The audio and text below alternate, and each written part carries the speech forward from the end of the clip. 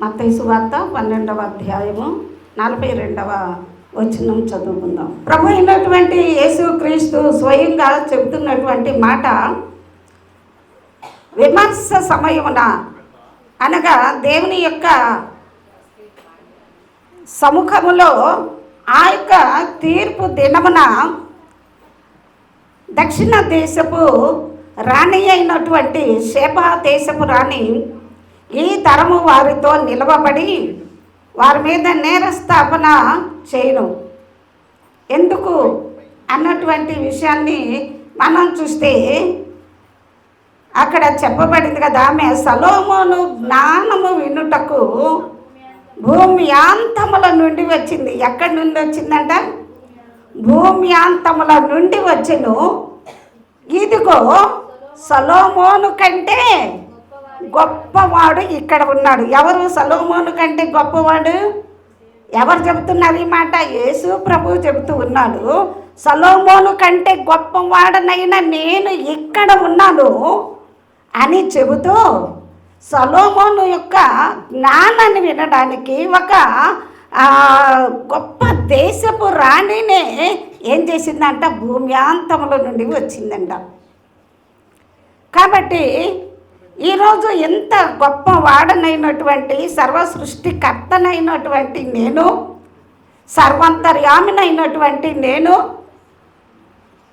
సమస్తమును నా నోటి మాటతో కలుగజేసిన గొప్ప దేవుడనైనటువంటి నేను, పరలోకమునకు మార్గమునైనటువంటి నేను మీకు వినిపిస్తున్నటువంటి ఈ జ్ఞాన వాక్కులు వినడానికి ఎంతమంది వేగిరపడుతూ ఉన్నారు, ఎంతమంది ఆసక్తి చూపిస్తూ ఉన్నారు, ఎంతగా ఆతృత కలిగి దేవుని యొక్క సముఖానికి, దేవుని యొక్క సన్నిధికి వస్తున్నారు దేవుని మాటల కొరకు అని దేవుడు ప్రశ్నిస్తూ ఆ విమర్శ దినాన, ఆ అంత్య దినాన, ఆ తీర్పు దినాన మీ ఏ తరము వారైనా మీ అందరి మీద కూడా ఆ యొక్క షేబా దేశపు రాణి విమర్శ చేస్తూ ఉంటుందంట, నేరస్థాపన చేసిద్దంట. ఇప్పుడు 2వ దినవృత్తాంతములు 9:1-12 వచనాల వరకు ఇక్కడ షేబా దేశపు రాణి సొలొమోను రాజును గురించినటువంటి విషయాన్ని విన్నది. దేవుడు సొలొమోనునికి ఎంతో గొప్ప ఉన్నతమైనటువంటి జ్ఞానాన్ని ఇచ్చాడట. సొలొమోను యొక్క ప్రసిద్ధి లోకమంతటిలో కూడా చాలా విస్తారంగా వ్యాపించి ఉందంట. కాబట్టి నేను ఎలాగైనా సరే ఆమె యెహోవా నామమును గూర్చి కూడా విన్నది. దేవుడైన యెహోవా సొలొమోనుకి ఉన్నతమైన జ్ఞానాన్ని ఇవ్వగా అతనికి మరుకైనది ఏది కూడా లేదు. ప్రతి ప్రశ్నకు కూడా అతడు చాలా చక్కగా ప్రత్యుత్తరం ఇస్తూ ఉన్నాడు, సమాధానం చెబుతూ ఉన్నాడు. కాబట్టి నేను వెళ్ళి అతన్ని చూడాలి, నేను వెళ్ళి అతని యొక్క జ్ఞానపు ఆ ఉపదేశాన్ని, ఆ జ్ఞాన వాక్కులను నేను వినాలి. అంతేకాదు నేను నా హృదయంలో ఉన్నటువంటి ప్రశ్నలన్నిటినీ కూడా అతని ఎదుట పెట్టాలి. నా ప్రశ్నలన్నిటికీ కూడా నేను జవాబుని పొందుకోవాలి. కాబట్టి నేను వెంటనే వెళ్ళాలని చెప్పి తన మనసులో నిశ్చయించుకుంది. ఆమె ఎవరిని వచ్చి వినింది? చెప్పండి సమాధానం. యెహోవా నామమును గురించి, సొలొమోను యొక్క కీర్తిని గురించి, అతని ఘనతని గురించి, అతని జ్ఞానాన్ని గురించి, అతను కలిగినటువంటి వైభవాన్ని గురించి, అతను కలిగిన ప్రసిద్ధిని గురించి తాను విన్నది. దేవునికి మహిమ కలుగును గాక. ఇక్కడ వినుట వలన ఏం కలుగుతుంది? విశ్వాసము కలుగుతుంది. అందుకనే ప్రభు అయినటువంటి యేసుక్రీస్తు అంటే కదా, మీరు ఏమి వినుచున్నారో జాగ్రత్తగా చూసుకునండి. మీరు ఏమి వింటున్నారో చాలా జాగ్రత్తగా చూసుకోండి. అంటే మన యొక్క ఆత్మీయ జీవితము, మన యొక్క స్థితిగతులన్నీ కూడా దేని మీద ఆధారపడి ఉంటాయి అంటే మనం వినే దాని మీద ఆధారపడి ఉంటుంది. నువ్వు మంచి విన్నట్లయితే ఆ మంచిని సేకరించి ఆ మంచిని నీవు కూడా అవలంబించి ఆ మంచిని నువ్వు కూడా చేపట్టి నడుచుకున్నట్లయితే నీ జీవితం ఎంతో అద్భుతంగా ఆశీర్వాదకరంగా మేలుకరంగా ఉంటుంది. అలా కాకుండా నువ్వు వ్యక్తమైన వాటిని వింటూ అనవసరమైన వాటిని వింటూ పనిక మాలిన వాటిని గురించి విని నీ జీవితాన్ని ఆ దిశగా తీసుకొని వెళ్ళినట్లయితే జీవితము చాలా అస్తవ్యస్తంగాను చాలా నాశనానికి కూడా తీసుకొని వెళ్తూ ఉంటుంది. కాబట్టి మనం ఏమి వింటున్నామో మనల్ని మనము జాగ్రత్తగా చూసుకోవాలి. నువ్వు ఏమి వింటున్నావు? వినుట వలన విశ్వాసం కలుగుతుంది.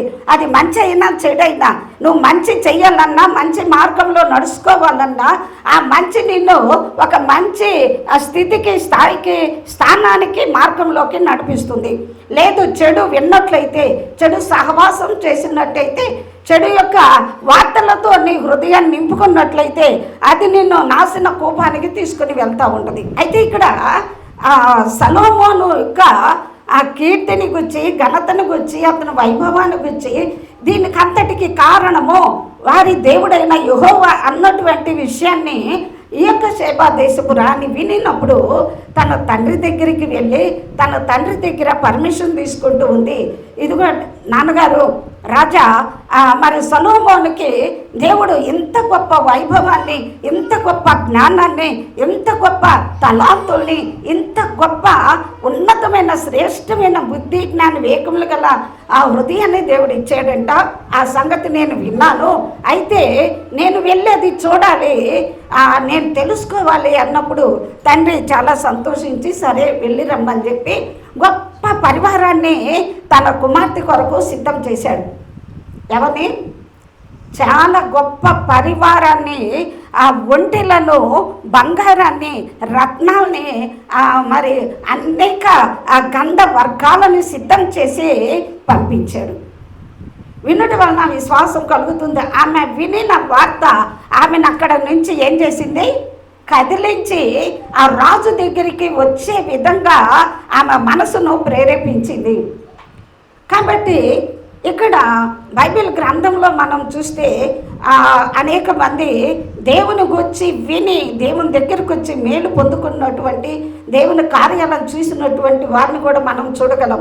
దేవుని గూర్చినటువంటి వార్త కూడా అనేక రకాలుగా సకల దేశాల్లో ప్రాంతాల్లో కూడా వినిపిస్తూ ఉన్నప్పుడు దేవుని మాట మన చెవిన పడ్డప్పుడు ఆ మాటను మనము విధేయతతో విశ్వాసంతో స్వీకరించి ఆ దేవుని దగ్గరికి రావాలి. ఆ దేవుని మాటలు నేను కూడా వినాలి, ఆ దేవుని నేను కూడా తెలుసుకోవాలి, ఈయన గొప్పతనమును నేను కూడా తెలుసుకొని ఆ మేలు ఆ దీవెన నేను కూడా పొందుకోవాలి అన్నటువంటి ఆశ ప్రతి ఒక్క మనిషిలో కూడా కలగాలి. అలాగనే ఒక రక్తస్రావం కలిగినటువంటి ఒక స్త్రీ ఉన్నదంట. ఆమె 12 సంవత్సరాల నుండి ఎలా ఉందంట? ఆ యొక్క బలహీనతలో బాధపడుతూ ఉంది. రక్తస్రావంతో 12 సంవత్సరాల నుంచి ఆమె బాధపడుతూ ఆ యొక్క బాధ నివారణ కొరకు అనేక డాక్టర్లను సంప్రదించింది, అనేక మంది వైద్యుల దగ్గరికి వెళ్ళింది, తనకున్నటువంటి ఆస్తి మొత్తాన్ని కూడా ధారపోసింది. కానీ ఫలితం ఏమాత్రం కూడా లేదు, శూన్యం. తనకున్నదంతా అయిపోగా ఇంట్లో కూడా చేదరింపులు ఎదురవుతూ ఉన్నాయి. ఆమె మరింత సంకటపడిందంట.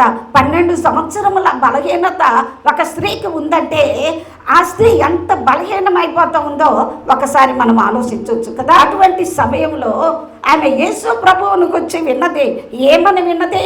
ఇదిగో ప్రభు అయినటువంటి యేసయ్య, ఆయన చాలా గొప్ప దేవుడు, ఆయన సమస్తమును బాగు చేస్తూ ఉన్నాడు. ఆయన కుంటి వారికి కాళ్ళు ఇస్తున్నాడు, ఆయన గుడ్డి వారికి కళ్ళు ఇస్తున్నాడు, ఆయన మూగవారికి మాట ఇస్తున్నాడు, కుష్టి రోగులు స్వస్థపరుస్తున్నాడు, చనిపోయిన వారిని బ్రతికిస్తూ ఉన్నాడు. కాబట్టి ఈ దేవుడు ఎంత గొప్ప దేవుడు అన్నటువంటి వార్త ఆ రక్తస్రావం కలిగిన స్త్రీ విన్నప్పుడు ఆమెలో విశ్వాసం వచ్చింది. అవునా, ఇంత గొప్ప దేవుడా!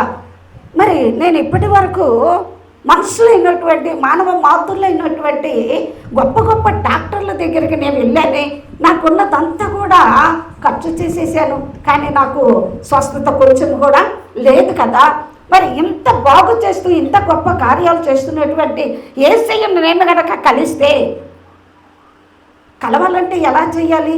నేనున్న పరిస్థితి బాగోలేదే, ఈ సమస్యను నేను నా నోటితోటి వివరించి చెప్పలేనే, అంతేకాదు నేను ఇప్పుడు ఈ పరిస్థితిలో ఉన్నాను అని ఎవరికైనా తెలిస్తే నన్ను దూరంగా తోసిపడేస్తారు, చీతరించుకుంటారు, నెట్టేస్తారు కదా, ఎలాగా?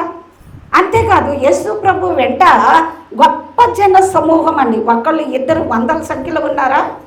కాదు, వేల సంఖ్యలో ఉన్నారు యేసు ప్రభుని వెంబడిస్తూ.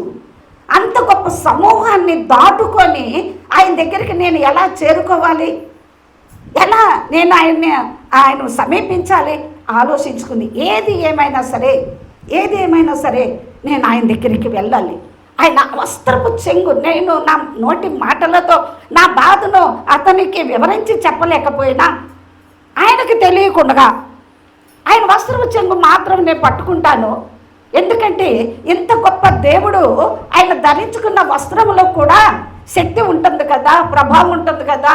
కాబట్టి ఆయన వస్త్రపు చెంగును పట్టుకొని నేను స్వస్థత పొందుకుందును కదా అని అనుకుంది. ఆమెలోకి ఎప్పుడైతే ఆ విశ్వాసం వచ్చిందో, ఆ విశ్వాసం ద్వారా ఆమె బలాన్ని పొందుకుంది, శక్తినంతా కూడగట్టుకుంది. ఆమె బయలుదేరి ఏం చేసింది? సరుక్కుంటూ తూలుకుంటూ అందరు వెనక్కి తోసేసి ఉండొచ్చు కదా. మనం ఏదైనా ఒక విషయాన్ని పొందుకోవాలనుకున్నప్పుడు, లేదు ఒక కార్యాన్ని పొందుకోవాలనుకున్నప్పుడు, ఆడ గొప్ప జన సమూహం ఉంటే వెనకొచ్చి నిన్ను పంపిస్తారా?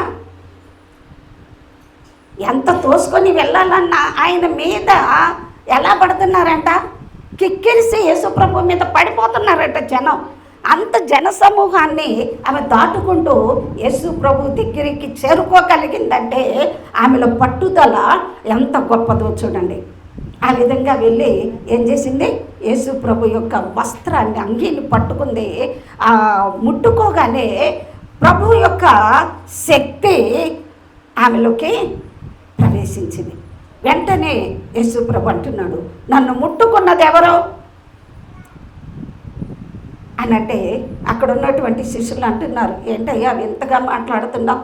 ఇంత గొప్ప బహుజన సమూహం నీ మీద పడతా ఉంటే ఉద్దేశించి నిన్ను కావాలని ఎవరు పట్టుకుంటారు? అందరు నీ మీద పడుతున్నారు కదా, వారి అవసరాల కోసం, వారి అక్కర్ల కోసం, వారి కార్యాలు, వాళ్ళ పనులు జరుపుకోవటం కోసం.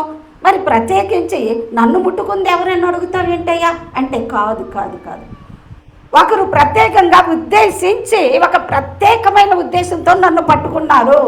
నాలో నుంచి ప్రభావము బయలు వెడలింది. ఎవరిలో నుంచి? వస్త్రములో నుంచి కాదు, బయలు వెడలింది. ఎవరిలో నుంచి? యేసు నామములో శక్తి ఉన్నది. అందుకనే పాడుకుంటాం కదా, యేసయ్య నామములో శక్తి ఉన్నదయ్యా. యేసు నామములో శక్తి ఉంది, యేసయ్యలో శక్తి ఉన్నది. కాబట్టి ఆమె పట్టుకుంది. అంగి అయినప్పటికీ కూడా ఆయనలో నుండి ప్రభావము బయలుదేరి ఏమైంది? ఆ స్త్రీలో ఉన్న బాధకు నివారణ జరిగింది. దేవునికి స్తోత్రం కలుగును గాక. హల్లెలూయా. వెంటనే ఆమె స్వస్థత పొందుకుంది. ఆ సమయంలో ఆమె అనుకుంది, దేవునికి మరుగైనదేది లేదు, ఆయన సమస్తం తెలుసు అని చెప్పి వెంటనే ఆమె గడగడ వణుక్కుంటూ వచ్చి తన బాధ ఏంటో, తన యొక్క ఇబ్బంది ఏంటో, ఎంత కాలం నుంచి ఆ బాధపడుతుందో, ఏ విధంగా ఆమె స్వస్థత పొందుకుందో మొత్తం అంత గొప్ప జన సమూహం ముందు ఆమె సాక్ష్యము చెప్పింది. దేవునికి మహిమ కలుగును గాక. కాబట్టి ఈమె స్వస్థతకు కారణం ఏంటి? దేవునికి వచ్చినటువంటి వార్త విన్నది, యేసు ప్రభువును వచ్చి విన్నది, విని యేసు ప్రభు దగ్గరికి వచ్చింది, ఆమె స్వస్థత పొందుకుంది. బైబిల్ గ్రంథంలో లూకా సువార్త 7వ అధ్యాయం 3వ వచనంలో మరొక వ్యక్తి కూడా మనకు కనిపిస్తూ ఉంటాడు, శతాధిపతి అన్నటువంటి వ్యక్తి. ఈ శతాధిపతి తన యొక్క దాసుడు మిగుల వ్యాధితో బాధపడుతూ, పక్షవాతంతో బాధపడుతూ మంచం బట్టి ఉన్నాడు, చనిపోవడానికి సిద్ధంగా. ఆ యొక్క శతాధిపతి కూడా యేసు ప్రభువుని గురించి విని వెంటనే ప్రభువు దగ్గరికి వచ్చి తన దాసుని స్వస్థపరచాలని కోరుకున్నప్పుడు ప్రభువు అతన్ని కూడా స్వస్థపరిచినట్లుగా మనము చూస్తూ ఉన్నాం. గొప్పవారేమి కొద్దివారేమి పెద్దవారైనా చిన్నవారైనా ఎవరైనా సరే దేవుని గూర్చి వినటము, ఆ వినిన మాట వాళ్ళలోకి విశ్వాసం కలుగజేయటము, తద్వారా వారికి శారీరక స్వస్థత, మానసిక స్వస్థత, ఆత్మీయ స్వస్థత పొందుకుంటూ ఉన్నారు. కాబట్టి దేవుని దగ్గరికి వచ్చిన వారిని దేవుడు ఎప్పుడు కూడా నిరాశతోటి వట్టి చేతులతో పంపించడు. ఈ మధ్యాహ్న కాల సమయంలో నువ్వు ఏ బాధలో ఉన్నా, నువ్వు ఏ కష్టంలో ఉన్నా, ఏ ఇబ్బందిలో ఉన్నా, ఏ సమస్యలో ఉన్నా, ఏ అనారోగ్య పరిస్థితుల్లో ఉన్నా ఏం చేయాలి? దేవుని దగ్గరికి రావాలి. ఈమె విన్నది కదండి, విన్న చోటనే ఆహా ఓహో అవునా అని ఆడే కూర్చుంటే ఏమి కూడా ఆమెకి పొందుకునేది కాదు. కానీ ఇక్కడ ఆ స్త్రీనే కానివ్వండి, ఆ శతాధిపతే కానివ్వండి, వారు దేవుని దగ్గరికి వచ్చారు కాబట్టి వాళ్ళు కార్యాలు పొందుకోగలిగారు, మేలు పొందుకోగలిగారు, స్వస్థత పొందుకోగలిగారు కదా. మరి ఈరోజు నువ్వు ఏ అనారోగ్యంతో బాధపడుతూ ఉన్నావు, నువ్వు ఏ కష్టంలో ఉన్నావు, నువ్వు ఏ ఇబ్బందిలో ఉన్నావు, ఏ బాధలో ఉన్నావు, ఆ పరిస్థితిని మనుషుల దగ్గరికి వెళ్ళి చెప్పుకుంటే తీరుతుందండి? తీరిద్దా? ఆ స్త్రీ అనారోగ్యంతో ఉన్నప్పుడు ఎంతో ఖర్చు పెట్టేసింది కదా, ఏమో ఎంత ఆస్తి తగలబెట్టేసిందో, కానీ ఆమెకి ఏమన్నా ప్రయోజనం ఉందా? లేదు. కానీ దేవుని దగ్గరికి వచ్చి విశ్వాసంతో ఆమె దేవుని దగ్గరికి వచ్చినప్పుడు కార్యాన్ని పొందుకుంది. కాబట్టి మనము కూడా అది ఏ సమస్య అయినా కానివ్వండి, ఆర్థిక సమస్య కావచ్చు, అప్పుల సమస్య కావచ్చు, అలాగనే కుటుంబ సమస్యలు కావచ్చు, కలహాలు కావచ్చు, భార్యాభర్తల మధ్య, అత్తకోడళ్ళ మధ్య, లేక ఆ కుటుంబ బంధువుల మధ్య, ఇరుగు పొరుగు మధ్య ఎలాంటి సమస్యలతో మనము సతమతమైపోతున్నా ఆ పరిస్థితిని గురించి మనమే ఆ సమస్య నుంచి బయటికి రాలేము. కానీ ఈ సమస్యలన్నిటికీ పరిష్కారం చేయగలిగినటువంటి దేవుడు ఉన్నాడు. కాబట్టి ఈ జీవం కలిగిన దేవుని దగ్గరికి వచ్చి వీరి వల్లే మనము మన ప్రతి పరిస్థితిని కూడా దేవుని దగ్గర విన్నవించుకున్నప్పుడు దేవుడు గొప్ప కార్యాలను చేస్తాడు. కాబట్టి ఎందుకు ఈ శేబా దేశపు రాణి ఈ తరము వారి మీద నేర స్థాపన చేయడానికి సిద్ధముగా ఉన్నది అంటే, ఇదిగో చూడు, ఆమె అంత ఉన్నతమైన ఒక దేశానికే రాణిగా ఉన్నప్పటికీ కూడా ఆమె విని మెదలకుండా కూర్చోలేదు. కానీ వినుట ద్వారా ఆమెలో విశ్వాసం వచ్చింది. ఆమె కూడా ఆ రాజుని నేను చూడాలి, అతని జ్ఞానవాక్కుల్ని వినాలి, అతని యొక్క పరిస్థితి అంతా కళ్ళారా చూడాలన్నటువంటి విశ్వాసంతో ఆమె బయలుదేరి వచ్చింది. ఒక్కసారి ఒక వర్తమానం వినడానికి ఎంత దూరం నుండి వచ్చిందో చూడండి. ఒక్కసారి మీరు మనసు పెట్టి ఆలోచించండి. ఆమె ఏమన్నా సామాన్యురాలా? ఒక ఉన్నతమైన దేశానికి ఒక గొప్ప రాణిగా ఉంది. ఆమెకు అంత అవసరమా? ఆమెకి ఏమైనా జ్ఞానం తక్కువ? అంటే ఆమె జ్ఞానము చేత అనేకమైన ప్రశ్నలు వేసి సొలొమోను అసలు ఓడించాలనుకుందేమో. అయితే ఆమె వేసిన ప్రశ్నలన్నిటికీ కూడా గొప్ప సమాధానాన్ని పొందుకుంది. దేవునికి మహిమ కలుగును గాక. అంతేకాదు కానీ ఆ ప్రయాణం అంత సామాన్యమైనది కాదు, అంత సురక్షితమైనది, అంత హ్యాపీగా జరిగేటువంటి జర్నీ ఎంత మాత్రము కూడా కాదు. కానీ ఆమె అడవుల్లో, కొండల్లో, లోయల్లో పడి రావాలి. అప్పటి ప్రయాణ సౌకర్యాలు ఏంటంటే వేటి మీద వచ్చిందంట? ఒంటెల మీద వచ్చిందంట. కాబట్టి అంతకాలం పట్టింది. ఒంటెల మీద వచ్చిందంట. మరి ఈ అరణ్యములో, ఈ ఎడారుల్లో, ఈ కొండల్లో, గుట్టల్లో, అరణ్యములో ప్రయాణం చేయాలంటే ఈ మధ్య ఎంతో ప్రాణాపాయ పరిస్థితులు కూడా ఏర్పడతాయి కదా. దొంగలు పొంచుకొని ఉంటారు మార్గ మధ్యంలో, ఆ ఎడారుల్లో. ఆహారం కొరత ఉంటుంది, నీళ్ళు కొరత ఉంటుంది. మరి అన్ని ఒంటెలకి నీళ్లు కావాలా? అన్ని ఆ ఒంటెలకి, పనివారికి, ఈమెకి ఆహారం కావాలా? మొత్తానికి ఒక రాణి కాబట్టి అన్నీ సిద్ధం చేసుకొని వచ్చింది. సిద్ధం చేసుకొని రావడం అంటే మామూలు సామాన్యమైన ఖర్చా? చెప్పండి. సామాన్యమైన ఖర్చా? అంతమంది పనివారికి, ఒంటెలకి అందరికీ కూడా భోజనము, నీళ్లు, అన్ని సౌకర్యాలతోటి సిద్ధపరచుకుని రావాలంటే అది ఎంత ఖర్చుతో కూడినటువంటి పని, ఎంత ప్రయాసతో కూడినటువంటి పని. అంతేకాదు ఎంత ఆ ప్రాణాపాయ పరిస్థితులకు ఆమె తెగించి ఆ ప్రయాణాన్ని ఆమె కట్టుకుందో మనకి ఇక్కడ కనిపిస్తూ ఉంది. ఏది ఏమైనప్పటికీ కూడా ఆమెలో ఉన్నటువంటి ఆసక్తి, ఆమెలో ఉన్నటువంటి పట్టుదల వీటినేటిని కూడా ఆలోచించడానికి అవకాశం ఇవ్వలేదు. కానీ ఏం చేస్తూ ఉంది, ఏది ఏమైనా సరే నేను మాత్రం సొలొమోను రాజు దగ్గరికి వెళ్ళాలి, అతన్ని కలవాలి, ఆయన జ్ఞానవాక్కులు నేను వినాలి, నేను కళ్ళారా చూడాలి ఆ యొక్క పరిస్థితి అంతటిని కూడా ఆమె బయలుదేరింది.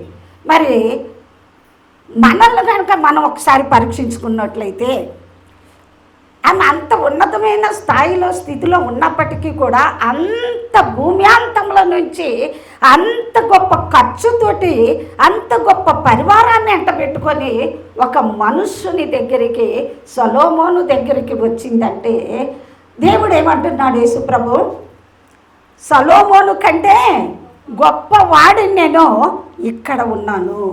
ఎంతమంది నా జ్ఞానోపదేశాన్ని వినడానికి నా దగ్గరికి ఆసక్తితో వస్తున్నారు.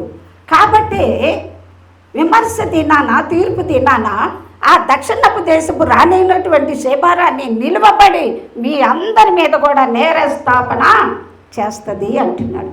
ఎంతమంది దేవుని వాక్కుల కోసము ఆ పని పాటలన్నీ కూడా ప్రక్కన పెట్టేసి ఈరోజు వాక్యం పోతే మరలా తిరిగి నేను దాన్ని పొందుకోలేను, ఈరోజు దేవుడు నాతో ఏం మాట్లాడబోతూ ఉన్నాడో, ఈరోజు దేవుడు నా కొరకు ఎటువంటి ఆ గొప్ప సందేశాన్ని దేవుడు సిద్ధపరిచాడో, ఆ సందేశం ద్వారా దేవుడు నాకు ఎలాంటి ఆశీర్వాదాన్ని దేవుడు సిద్ధం చేశాడు అని చెప్పి ఎంతమంది ఆసక్తిగా దేవుని సన్నిధికి పరుగులెత్తుకుంటూ వస్తున్నారండి. దేవుని వాక్యం సెలవిస్తుంది కదా, దావీదు అంటాడు, అదే మాటను యేసు ప్రభువు కూడా తన యొక్క సువార్తల్లో, యోహాను సువార్తల్లో కూడా తెలియజేస్తూ ఉంటాడు. నీ ఇంటిని కూర్చున్నటువంటి ఆసక్తిని భక్షించుచున్నది. ఎవరిని గురించి?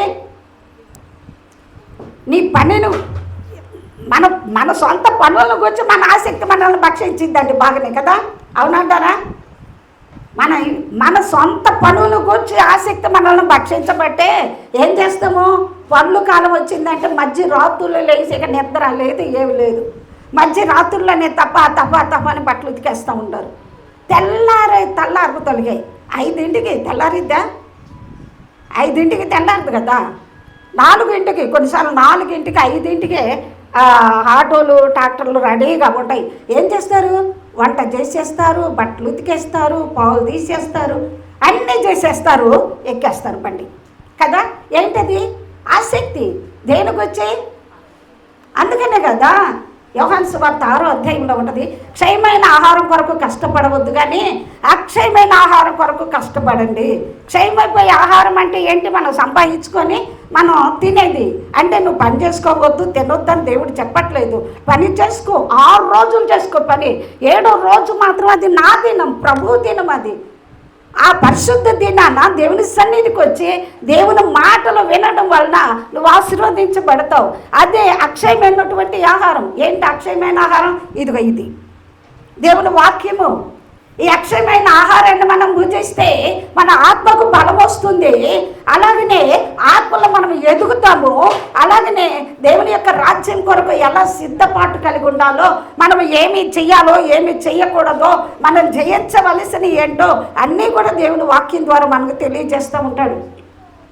కాబట్టి ఈ యొక్క అక్షయమైన ఆహారము మనకి ఎంతో ఆశీర్వాదాన్ని తీసుకుని వస్తుంది కదా. దేవుని వాక్యంలో మనకు స్వస్థత ఉన్నది, దేవుని వాక్యంలో ఆశీర్వాదం ఉంది, దేవుని వాక్యములో ఆదరణ ఉంది, దేవుని వాక్యములో ఓదార్పు ఉంది, దేవుని వాక్యములో మన జీవితాన్ని దేవునికి యోగ్యముగా కట్టుకోవడానికి ఉన్నతమైన జ్ఞానాన్ని దేవుడు తన వాక్యంలో సిద్ధపరిచి ఉంచాడు. ఈ జ్ఞాన వాక్కులను నువ్వు సంపాదించుకోవడానికి నువ్వు ఎన్ని వేల రూపాయలు ఖర్చు పెట్టినా కూడా ఇవి దొరికేవి కావు. దేవుడు నీకు ఉచితంగా ఇస్తున్నాడు ఈ వాక్యాన్ని. దేవుడు నీకు ఉచితంగా ఇస్తున్నటువంటి ఈ జ్ఞాన వాక్కులను నువ్వు ఎంత శ్రద్ధగా, ఎంత ఆసక్తిగా దేవుని సన్నిధికి వచ్చి నువ్వు వాటిని సేకరించుకోవాలి, వాటిని నువ్వు పొందుకొని వాటిని హృదయంలో పదిలపరచుకోవాలి. అవునంటారా? దేవునికి స్తోత్రం. హల్లెలూయా, హల్లెలూయా. కాబట్టి దావీదు భక్తుడు అంటాడు కదా, నీ యొక్క వాక్యము కొరకు, నీ యొక్క ఉపదేశము కొరకు నేను అర్ధరాత్రి మేలుకుంటూ ఉన్నాను. అంటే మధ్యరాత్రులు అర్ధరాత్రి మేలకు వస్తే దేవుని వాక్యం చదువుతాడంట. ఇంకా దేవుని వాక్యం కొరకు ఆ తెల్లవారక మునిపే ఆయన ఉపదేశం కొరకు తన కళ్ళు తెరుచుకొని దేవుని వాక్యాన్ని ధ్యానిస్తాడంట. ఆ దేవుని వాక్యాన్ని తాను ధ్యానిస్తూ ఉన్నప్పుడు క్రొవ్వు మెదడు దొరికినంతగా తృప్తి పొందుతుందంట. దేవునికి స్తోత్రం. హల్లెలూయా. దేవుని వాక్యం ధ్యానిస్తూ ఉంటే వర్ణిస్తూ ఉన్నాడు, వివరిస్తున్నాడండి. అది ఎంత రుచిగా, ఎంత తృప్తినిస్తుందంటే క్రొవ్వు మెదడు దొరికిన వాళ్ళకి ఎంత ఆ యొక్క ఆహారం తృప్తిగా ఉంటుందో అంత తృప్తిగా ఉంటుందంట. దేవునికి మహిమ కలుగును గాక. మరి ఇటువంటి దేవుని వాక్యము కొరకు నువ్వు ఎంతగా ఆశపడుతూ ఉన్నావు. ఇక్కడ ఇశ్రాయేలు దేశపు రాణి ఆ జ్ఞాన వాక్కులు వినడానికి ఎంతో సిద్ధపాటుతోటి, ఎంతో గొప్ప పరివారంతో, ఎంతో విలువైన వస్తువుల్ని ఆమె తన ఒంటెల మీద వేసుకొని అంత ప్రయాస కోర్చి దేవుని యొక్క రాజు సముఖానికి వచ్చినట్లుగా మనము చూస్తూ ఉన్నాం. చూడండి, 3వ వచనం నుంచి మనం చూద్దాం. 9వ అధ్యాయం దినవృత్తాంతంలో 3వ వచనం. షేమ దేశపు రాణి జ్ఞానమును, అతడు కట్టించిన నగరను, అతని బల్ల మీద భోజన పదార్థములను, అతని సేవకులు కూర్చుండుటను, అతని ఉపచారకులు కనిపెట్టుటయు, వారి వస్త్రములను, అతనికి గిన్నెలను అందించు వారిని, వారి వస్త్రములను, యెహోవా మందిరమందు అతడు అర్పించే దహన బలులను చూసినప్పుడు ఆమె విస్మయముందే రాజుతో ఇట్లా నేను దేవునికి స్తోత్రం. హల్లెలూయా. ఆమె వచ్చి కళ్ళారా చూసి, చెవులారా ఆయన జ్ఞానవాక్కులు వినిన తర్వాత ఆమె ఎంతో విస్మయానికి గురైందంట, ఆశ్చర్యానికి గురైందంట. నిజముగా ఇక్కడ 5వ వచనములో అంటుంది, నీ కార్యములను గుచ్చియు జ్ఞానమును గుచ్చియు నేను నా దేశమందు వినిన వర్తమానము నిజ వర్తమానమే, కానీ నేను వచ్చి దాని కన్నులారా చూసి వరకు వారి మాటలను నేను నమ్మక ఉంటిని. నీ అధిక జ్ఞానమును గుచ్చి సగమైనను వారు నాకు తెలుపలేదు. నిన్ను గూర్చి నేను వినిన దానికంటే నీ కీర్తి ఎంతో హెచ్చుగా ఉన్నది. దేవునికి మహిమ కలుగును గాక. ఏమంటుంది? నేను వినిన దానికంటే కూడా నీ కీర్తి, నీ వైభవము, నీ ప్రసిద్ధి, నీ ఘనత ఎంతో హెచ్చుగా ఉన్నది. నేను విన్నాను, విని నమ్మలేకపోయా. అవునా, అంత గొప్ప రాజా, అంత గొప్ప జ్ఞానమా, అంత గొప్ప ఘనత అని చెప్పి ఆమె చూడటానికి వచ్చింది. ఇక్కడికి వచ్చి ఆశ్చర్యపోతుంది. నేను ఇప్పుడు చూసిన దానిలో నేను సగం కూడా వినలేదు, ఇప్పుడు నేను కళ్ళారా చూస్తున్నాను. నిజంగా ఎంత ఆశ్చర్యం అని చెప్పి ఆమె ఎంతో ఆశ్చర్యచకితురాలైపోతుంది. 7వ వచనంలో నీ సేవకుల భాగ్యము మంచిది, ఎల్లప్పుడూ నీ సముఖమున నిలిచి నీ జ్ఞాన సంభాషణ వినుచుండు, నీ సేవకులైన వీరి భాగ్యము గొప్పది, మంచిది. ఏమంటుందండి? నేనైతే ఒక్క దినము లేదు, కొన్ని దినాలు నీతో కూడా ఉండి నీ జ్ఞాన వాక్కులు వినడానికి ఇంత ఖర్చుతో, ఇంత ప్రయాసతో, ఇంత సిద్ధపాటుతో వచ్చాను. కానీ ఉచితంగా నీ సేవ చేసుకుంటూ, నీ పాద సేవ చేసుకుంటూ, నీ సేవకుల సేవ చేసుకుంటూ, నిన్ను కనిపెట్టుకొని నీ సముఖములో పని చేస్తున్నటువంటి ఈ సేవకుల భాగ్యం ఎంత గొప్పది, ఎంత మంచిది. నిజమే కదా?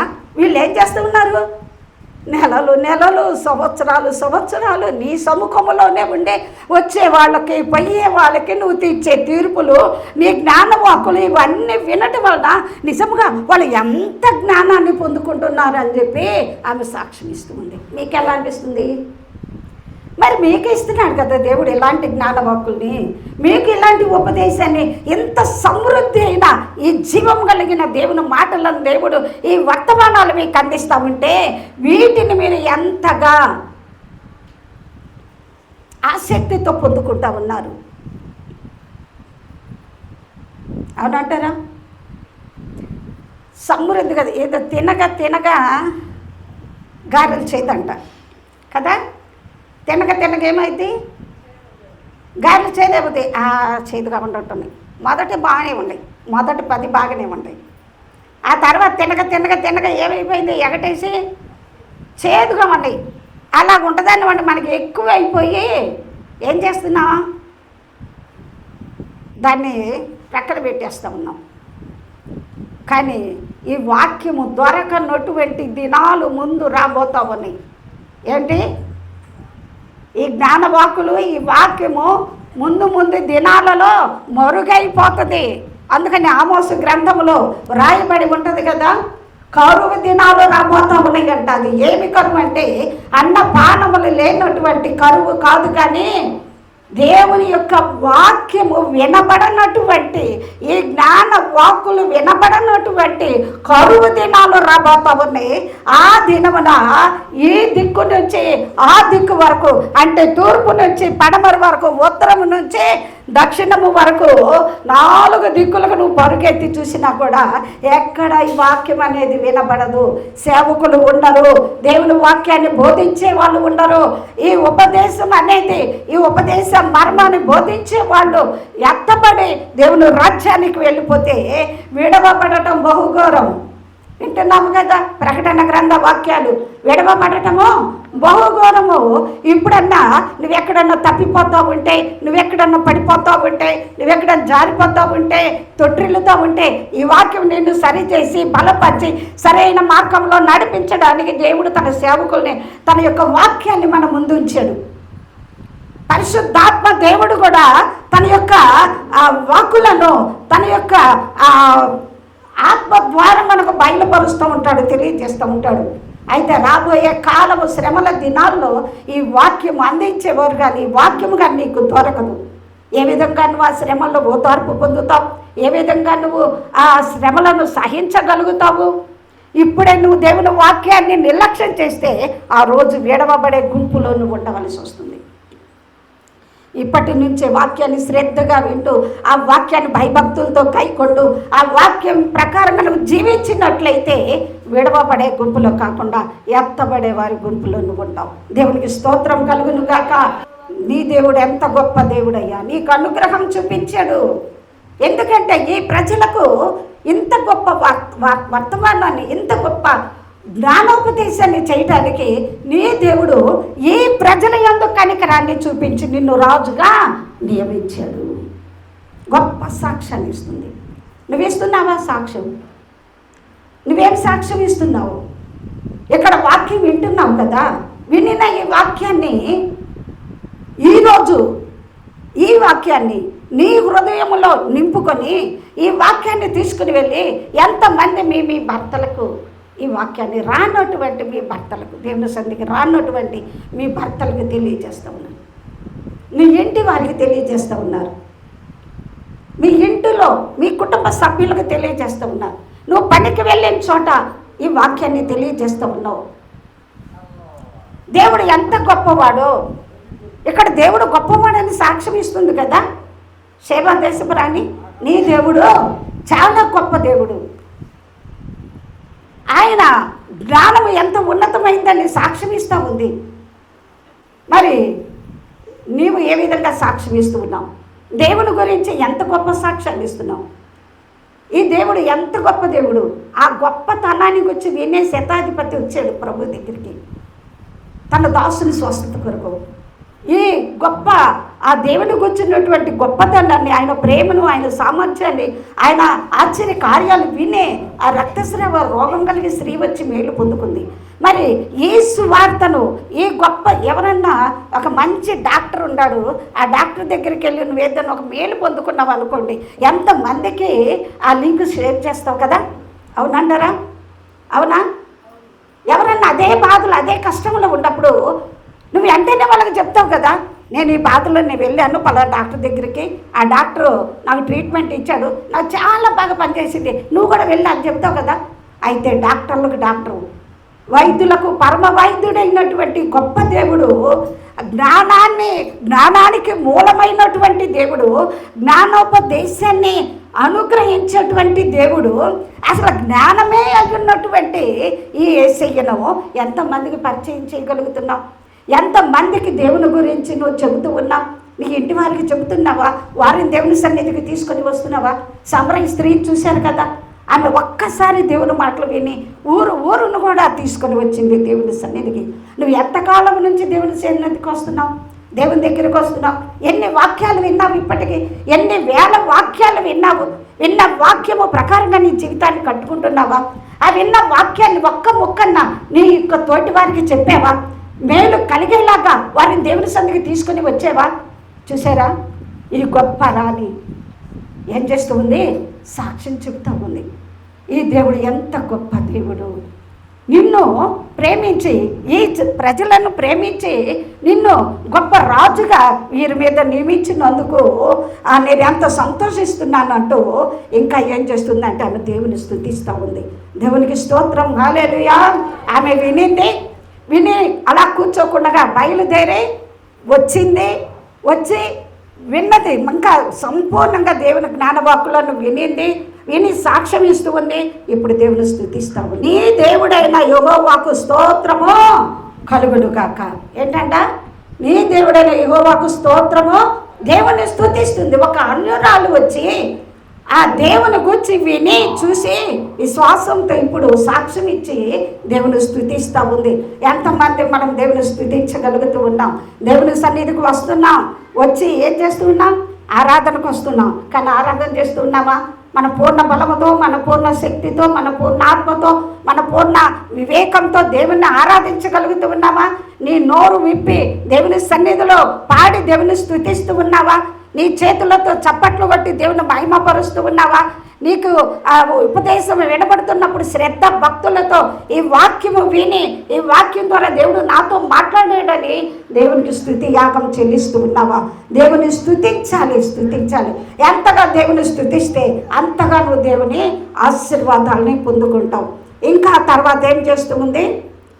9వ వచనములో ఆమె రాజునకు 240 మనుగుల బంగారము, ఒట్టి చేతులతో రాలేదండి. రాజు దగ్గరికి వచ్చేటప్పుడు ఈమె ఎలా వచ్చిందంట? దేవుని వాక్యం అనేక చోట్ల రాయబడి ఉంటుంది, ఎవడును వట్టి చేతులతో నా సన్నిధికి రాకూడదు. ఎవరు వట్టి చేతులతో నా సన్నిధికి రాకూడదు. నీవు వర్ధిల్లిన కొలది, దేవుడు నీకు ఇచ్చిన కొలది, అందులో నుండి ఓ శ్రేష్టమైనటువంటి భాగాన్ని తీసుకుని వచ్చి దేవుని సన్నిధిలో నువ్వు ఆ కానుకను సమర్పించాలి. 12వ వచనం చూద్దాం. షేబా దేశపు రాణి రాజునకు తీసుకుని వచ్చిన వాటికి అతడిచ్చిన ప్రతి బహుమానాలు కాక ఆమె మక్కువబడి అడిగినదంతయు సొలొమోను, రాజైన సొలొమోను ఆమెకు ఇచ్చెను. అంటే ఆమె ఎంత తెచ్చి ఇచ్చిందో అంతకంటే ఎక్కువగా తీసుకొని వెళ్ళింది. దేవునికి స్తోత్రం, హల్లెలూయా. ఎందుకంటే ఆమె ఇచ్చింది ఎవరికి? రాజుకి. రాజు తీసుకొని లోపల పెట్టుకొని సరే టాటా బాయ్ బాయ్ రా అని చెప్పడు. ఆ రాజు ఏం చేశాడు? సమృద్ధిగా ఇచ్చాడు. దేవునికి స్తోత్రం. మరి ఈ రాజైన దేవునికి నువ్వు ఇచ్చిన తర్వాత ఆ రాజైన దేవుడు, ఆ ప్రభు అయిన యేసయ్య నిన్ను ఒట్టి చేతులతో పంపించి నీ ఖాళీ చేతులతో ఉంచుతాడా? లేదండి. ఇచ్చి నష్టపోయిన వారు ఎవరు కూడా ఉండరు. నువ్వు ఎవరికి ఇస్తున్నావంటే దేవునికి ఇస్తున్నావు. రాజైన దేవుని ఘనపరుస్తూ ఆయన మహిమపరుస్తూ ఆయనకి ఇస్తున్నావు. కాబట్టి ఆయన నువ్వు ఇచ్చిన దానికంటే కూడా ఎన్నో రెట్లు నీకు ఇవ్వగలిగినటువంటి దేవుడు. దేవునికి స్తోత్రం. అందుకని యోహాను సువార్త 15వ అధ్యాయము 8వ వచనములో అక్కడ రాయబడి ఉంటుంది కదా, మీ యందు నేనును, నా యందు మీరు, మీ యందు నా మాటలు నిలిచి ఉన్న ఎడల మీకేది ఇష్టమో అడగండి, అది మీకు అనుగ్రహింపబడును. మీరు బహుగా ఫలించడం వలన నా తండ్రి మహిమపరచబడతాడు. దేవునికి స్తోత్రం, హల్లెలూయా, హల్లెలూయా. ఎందుకంటే చూడండి, మనం ఎప్పుడైతే దేవుని వాక్యం ప్రకారంగా జీవిస్తూ ఆయన ఆజ్ఞను నెరవేరుస్తూ దేవునికి నమ్మకంగా అప్పగిస్తాము. ఆయనకి ఇచ్చి శోధించమన్నాడు కదా దేవుడు.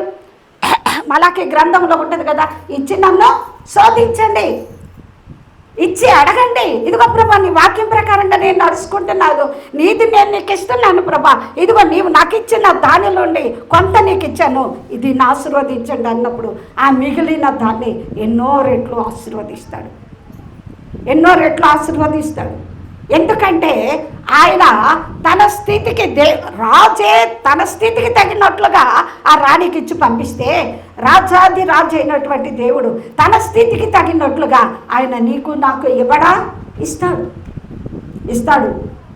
ఎప్పుడైతే దేవుని సన్నిధిలో నమ్మకముగా ఉంటామో ఆ నమ్మకమైన వారికి దేవుళ్ళు మెండుగా కలుగుతాయి. దేవుడు అంటున్నాడు కదా, మీరు నా యందు అంటే నా వాక్యం యందు మీరు నిలిచి ఉండాలి, మీ యందు నా వాక్యం నిలిచి ఉండాలి, అప్పుడు మీరు బహుగా ఫలిస్తారు.